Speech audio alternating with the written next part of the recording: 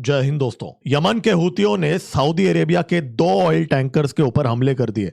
पाकिस्तान का mutual defence treaty जो Saudi Arabia के साथ है वो पूरी तरीके से फेल है, नाकाम है, कोई प्रोटेक्शन वहां मिल नहीं रहा है। लेकिन यहां पे भारत को एक बहुत बड़ा एडवांटेज मिल गया है। इस समय अमेरिका 100% टैरिफ लगाने की धमकी दे रहा है भारत को रशिया से तेल खरीदने के लिए, और भारत का रशिया से तेल का इंपोर्ट 54% हो गया है पिछले महीने। इन हालातों के अंदर माना जा रहा है भारत के ऊपर सैंक्शंस लग सकते हैं। लेकिन हूती लोग अगर हमला करते हैं सऊदी अरेबिया के ऑयल टैंकर्स पे और पाकिस्तान का अगर नुकसान होता है, सऊदी अरेबिया का नुकसान होता है, तो इसमें भारत का कैसे फायदा है? क्योंकि हमारा भी तो तेल वहां से आता है, हमारी भी तो शिप्स वहां पे हैं, तो हमारा इसमें फायदा कैसे है? इसके बारे में हम इस वीडियो में बात करेंगे। तो दोस्तों लाइक का बटन अभी का भी दबा दीजिए। चलिए स्टार्ट करते हैं। देखिए ये जो 2 वेसल्स यहाँ पे हमले हुए हैं, पहले ये समझ लेते हैं, फिर हम 1 मिनट बाद हम डिस्कस करेंगे कि इसमें भारत का क्या फायदा। आपको पहले समझना पड़ेगा कि हुआ क्या है। ये जो 2 शिप्स हैं ये सऊदी अरेबिया से निकले थे, एंसिला और लाइला। अब दूसरा शिप का इंफॉर्मेशन अभी आ रहा है, लेकिन पहला वाला शिप तो कंफर्म हो चुका है। 70 नॉटिकल माइल्स यानबू पोर्ट जो है सऊदी अरेबिया का, ये देखिए रेड,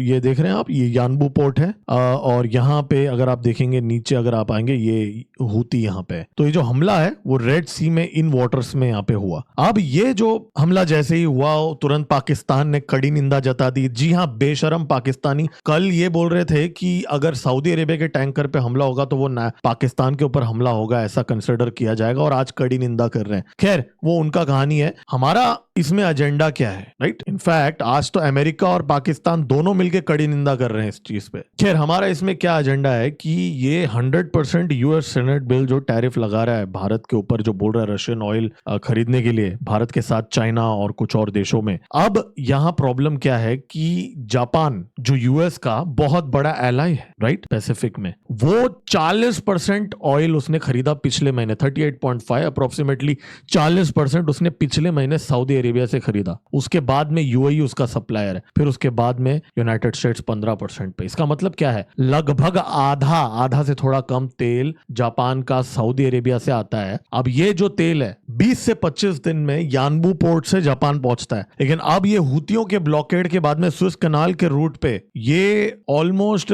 तिगुना टाइम लग सकता है। मतलब माना जा रहा है 50 से 60 दिन लग जाएंगे यहां से पूरा ये घूम के इस तरफ से यहां से पूरा निकल के जापान तक आने के लिए। तो ये तो बहुत बड़ा संकट में फंस गया यूएस का सबसे बड़ा एलाई। और ये तो जापान का हालत है। अगर आप साउथ कोरिया का हालत देखेंगे तो 25%, 26.19% इन्होंने पिछले महीने सऊदी अरेबिया से खरीदा था। इनका भी वही हालत है, 2-2 महीने, 1-1 महीने शिपमेंट डिले हो जाएंगे। भारत की अगर हम बात करें, हमारा कितना आता है तेल सऊदी अरेबिया से, आपको पता है? 4.2% पिछले महीने आया था, 4.2%। जनवरी में 15.9 था, लेकिन पिछले महीने 4.2 था। इसका मतलब क्या है? हमारा कोई ज्यादा नुकसान नहीं है। 52% हम ऑलरेडी ले रहे हैं रशिया से, 2% और ले लेंगे। लेकिन नुकसान यहाँ किसका है? जब ऐसे जाहिल पाकिस्तानियों का भी बता देता हूं कितना है। जाहिल पाकिस्तानियों का सऊदी अरेबिया से 52.4% इंपोर्ट था पिछले महीने। 50% जाहिल पाकिस्तानी क्या करेंगे? खैर उनको तो सड़ने दीजिए, उस पर तो बाद में आएंगे। बड़ा गेम यहाँ ये है कि जापान और साउथ कोरिया, ये 2 यूएस के एलाइज हैं, डोनाल्ड ट्रंप के खास एलाइज हैं। चाइना को काउंटर करने के लिए इन दोनों के ऊपर बेट लगा के बैठा हुआ है डोनाल्ड ट्रंप। टैरिफ की वो बातें कर रहा है इस समय, लेकिन अगर उसके जो खास टट्टू हैं साउथ पैसिफिक में, तो अगर उनको कुछ हो गया तो इसका क्या होगा? इसलिए भारत इस समय जो रशिया से 54% ऑयल हमारा जो ओवरऑल हम ले रहे हैं इस समय, वो और बढ़ाना पड़ेगा उसको। जी हाँ, ट्रंप के जले पे नमक छिड़कने के लिए और इसको बढ़ाया जाएगा। बहुत लोग बोल रहे हैं कि भारत के ऊपर प्रेशर है अमेरिका का, इसलिए हम कम कर देंगे। कम करना दूर की बात है, हम अब बढ़ाएंगे, क्योंकि हमारा जो ट्रैवल टाइम है, जो 8 से 9 दिन लगते हैं यानबू से भारत आने के लिए,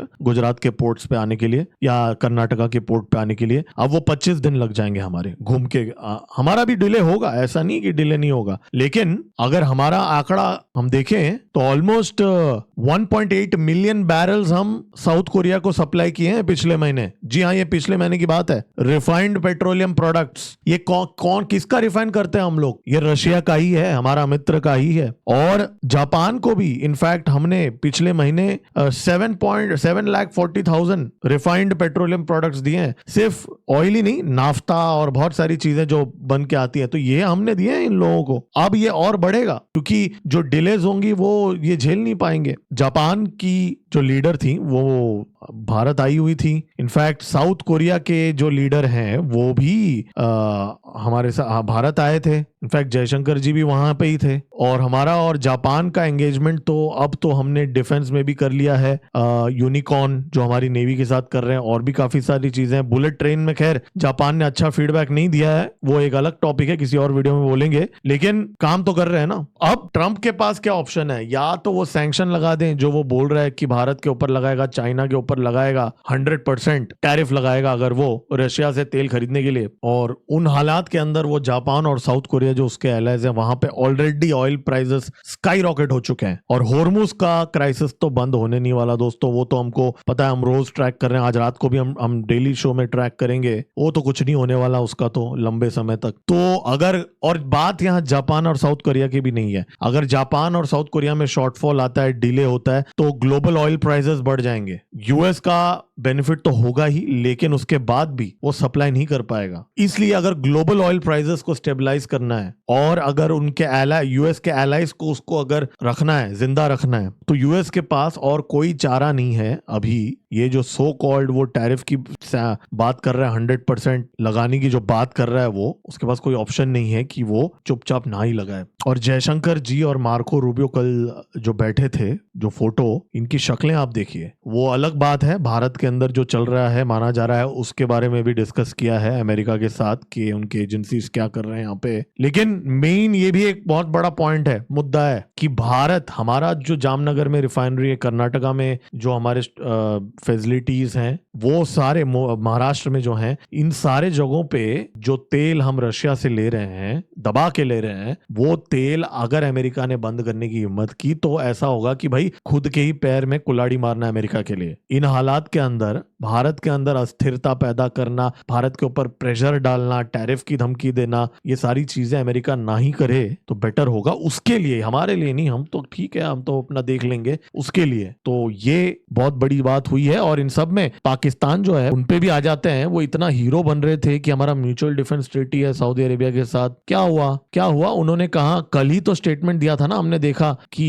N attack on Saudi Arabia's oil ports would be considered as a threat to Pakistan own national security, लिखा तो था उन्होंने अपने प्रेस स्टेटमेंट में। आज क्या हुआ? कड़ी निंदा कर रहा है, condemns Saudi Arabia, Saudi attack on Saudi Arabia tankers. तो दोस्तों सऊदी वाले बहुत नाराज हैं, और अजीत डोवल जी अभी वहीं पे थे, बस 2 दिन पहले की बात है, सऊदियों की ठुकाई होने से पहले वो वहीं पे थे। तो ये भी बात वहां डिस्कस हुई है कि भाई आपको जो सिक्योरिटी चाहिए, सऊदी को जो सिक्योरिटी चाहिए, वो जाहिल पाकिस्तानी नहीं देंगे, वो तो उनकी खुद की सिक्योरिटी नहीं है। सड़े हुए पुराने जंग लगे हुए चाइनीज एयर डिफेंस सिस्टम जो चलते ही नहीं है, वो डिप्लॉय करके क्या फायदा होने वाला है? तो भारत से भी कुछ ले लीजिए सामान, और साथों साथ जो आपका ऑयल है, वो ऑयल हम लोग लेंगे आपसे, और आगे हम लोग बेचेंगे, तो अच्छा भाव दे दो। और थोड़ा बहुत उधर अमेरिका जो आपके एलाइज है, उनको भी तो बोलो कि F-35 वगैरह आप इतना बिलियंस ऑफ डॉलर्स खरीद रहे हो, तो ट्रंप को जाके बोलो ना, यार हमारा यहाँ पे प्रॉब्लम हो गया है, यहाँ पे हुतियों की वजह से,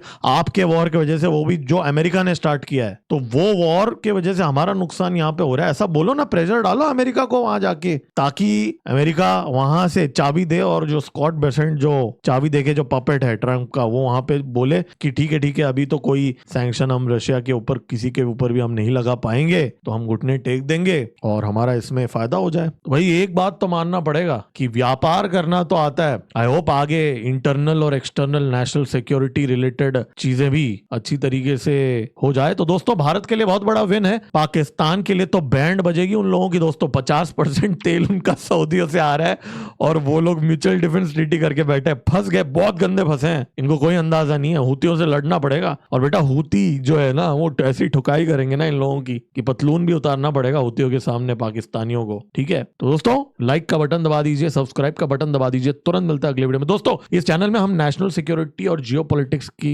डिस्कशंस करते हैं। हर रोज रात को 8 से 8:30 बजे के बीच में हमारा डेली लाइव शो होता है। पूरे दिन के जियोपॉलिटिकल अपडेट्स हम डिस्कस करते हैं, तो मिलते हैं वहां पे। मेरा नाम है गिरीश और आप देख रहे हैं जियोपॉलिटिक्स भारत। जय हिंद, भारत माता की जय।